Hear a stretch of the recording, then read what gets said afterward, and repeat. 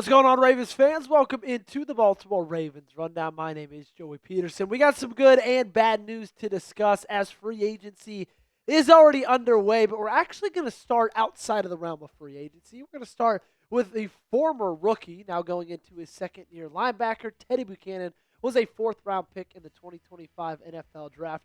Got a very great injury update on him from the Capital Gazette. Also, Baltimore Banner with the same update as well. That Ravens linebacker Teddye Buchanan is on schedule to be ready for start of training camp this summer after tearing his ACL in week 15.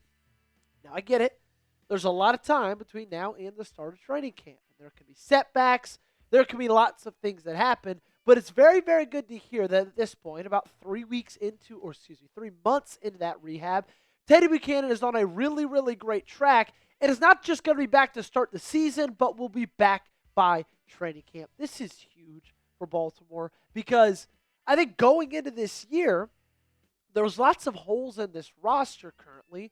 You didn't want linebacker to be one of them as well. And if you didn't know Teddye Buchanan's status for the start of the season, then linebacker, straight up, it would have been a hole this roster then had to address or fill in free agency and in the NFL draft as well. But now that we know Teddye Buchanan's going to be great, it's going to be good to go by training camp, most likely. I think that's one less thing that this team needs to address, like I was saying, in free agency or the draft. Also, Teddye Buchanan had a great rookie year, and Roquan Smith needs a faster linebacker to play out there next to him because, let's face it, Roquan, more like Sloquan. Up next, Nnamdi Madubuike is looking incredibly healthy, ladies and gentlemen. We got this update over the weekend. It just so happened to be on the same exact day as the Max Crosby trade, so I was going to hit it, but then we kind of got sidetracked with some other pretty big moves. This video got posted of him working out.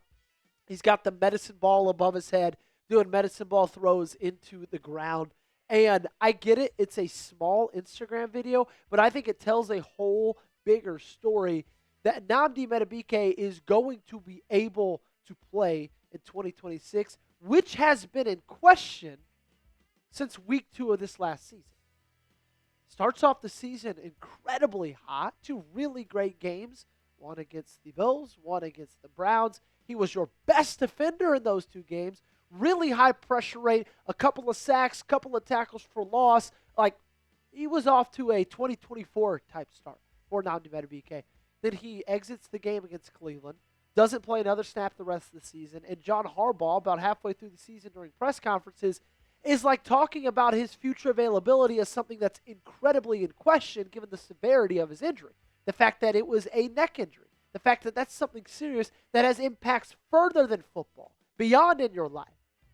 Well, everything that we're seeing as of right now, from his cryptic tweets over the last month or 2 to this new workout video, it looks like he's moving everything well, and it's no holds barred, hopefully, throughout the summer.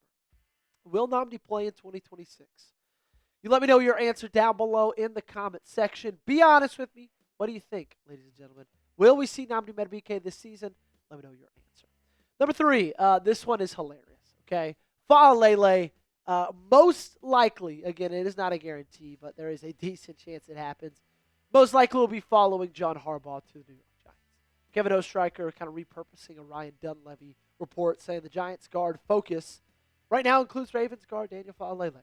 After Elijah Vera Tucker negotiations got too expensive, Faalele would reunite with John Harbaugh if he goes to New York. Would not be the first time that John Harbaugh is reuniting with some former Ravens who have now turned free agents. Getting a lot of tweets, making sure we're not missing anything. Okay, we're good. Isaiah Likely, Jordan Stout, 2 players right there. Darius Washington going to New York. But Daniel Faalele would just be the cherry on top. That would be, I think, the funniest thing that's happened the entire offseason. I think we all know that Daniel Faalele was not only the worst player on the Ravens last year, he might have been the worst player in the National Football League. And I think the last bit of good news I want to leave you with is that there are still plenty of options available, okay? I get it. You've lost a lot of players in free agency. You have not really made that splash yet. At the current recording of this video, 1:21 Central Time on Tuesday, you made one signing, and it's John Simpson. But there's still plenty of good names out there, okay?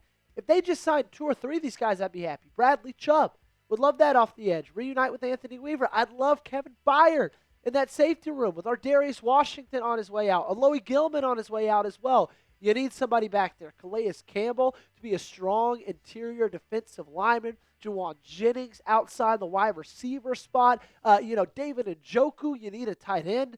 After losing 2 of those yesterday with Charlie Kolar and Isaiah Likely, there's still a lot of good players. And you know what? No, Elton Jenkins is not a good player. I just kind of need to address this for a second, Gage, if you want to throw me full screen. Elton Jenkins isn't a good player, ladies and gentlemen. I don't even know really what to tell you. Like, I've seen so many people on social media pushing this narrative of all Eric DeCosta has to do is sign Elton Jenkins after the Packers released him yesterday. Guys, Elton Jenkins at center was horrific. He was not a good football player. He's a good guard, not a good center. And you signed a guard yesterday, okay? I hope they don't sign Elton Jenkins to be this team's center, because if they do, I think that is a bad step by Jesse Minter. And Eric DeCosta, of course. They're a free agent you think the Ravens should sign. Let me know your answer down below in the comments section. Real quick, we got some bad news to get to, unfortunately. But I do have some good news. We're rocking our Minter is Coming t-shirts today on the show. If you go to chatsports.com/Minter, you can get one yourself. We got it on a hoodie. We got it on a t-shirt as well. Like I'm rocking one. Gage is going to be rocking one sometime later in the week. And hey, if you don't want the Minter stuff, we've still got Gage, let's be cautious with that next. We still got the drinking team shirts as well. Baltimore drinking team, chatsports.com/flockgreen. That's going to take you to that link. Both of those will be in the comments and description of today's video. For the Minter t-shirts, chatsports.com/Minter. For the Baltimore drinking team t-shirts, last chance to make sure you get it by Saturday, chatsports.com/flockgreen.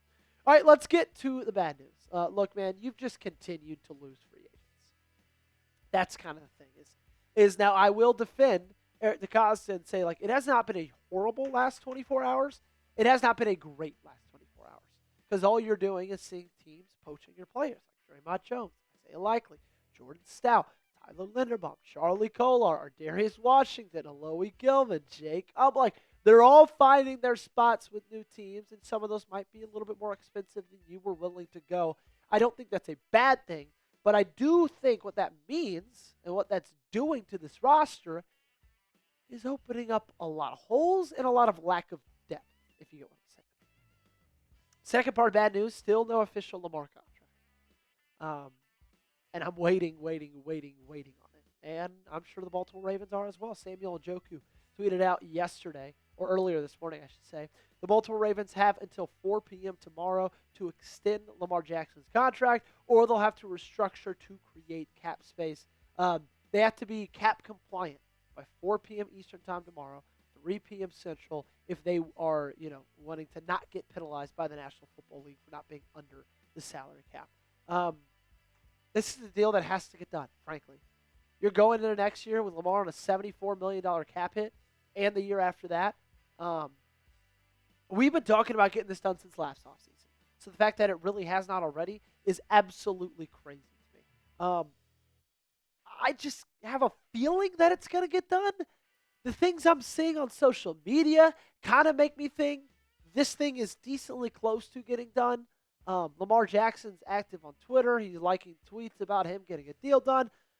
But nothing's official yet. And until it is, the Baltimore Ravens are not under the cap. So, there's that, unfortunately. But I've got to think by 26 hours from now, things will hopefully be different. That's going to do it for today's show. We're going to get out of here. We'll be back later, though, most likely. So make sure you guys subscribe, turn on those notifications as well. We also will be back all week long. No live show on Wednesday evening. We're going to push the live show to Thursday evening. So don't plan on that tomorrow. Plan on it Thursday.